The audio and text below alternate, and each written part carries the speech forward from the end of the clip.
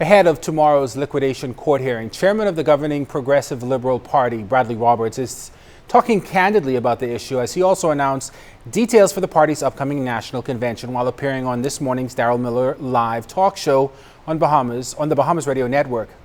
For more on that, here's Clint Watson. Bahama will not be an election issue for the PLP going into the 2017 general election.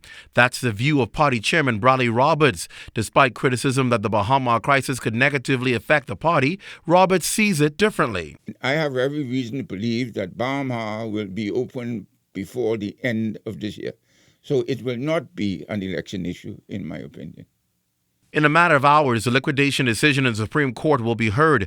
Roberts says Bahamas developer Sarkis Ismailian has a short span of time to determine his next move. If Mr. Ismailian does not accept the deal that was offered and agreed, come the 19th, the process will begin in the Supreme Court of the Bahamas.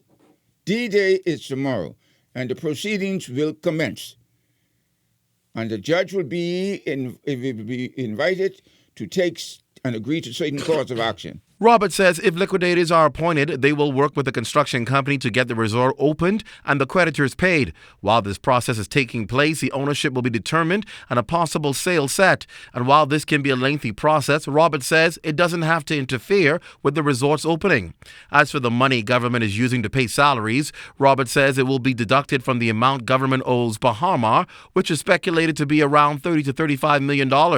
As to how long government will pay the Bahamian salaries, they will pay until the money runs out. Which is not long now. We're paying $7 million every 2 weeks. Turning to the party's business, the last time the PLP held a national convention was in 2009, but that will change come November 1st to the 7th of this year when the party will hold its much-anticipated national convention at the Melure Resort, the last one before the 2017 general elections. So we will begin with a prayer breakfast on Sunday morning, the 1st of November at 7:30 a.m.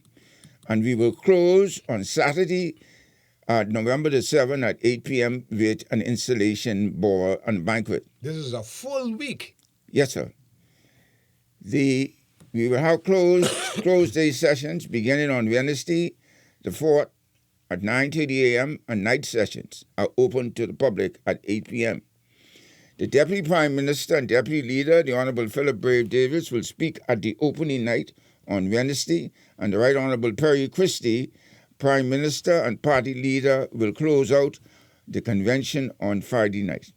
Nomination is likely to be held the first day of the convention, sir. That's Monday, November 2nd. Yes, sir. Minister Shane Gibson and Senator Joseph Curry are co-chairing the convention committee. At this point, there are no clear indications as to who will be running for the party's senior positions. However, Roberts says there is nothing in the constitution of the party prohibiting a single person from being elected as leader.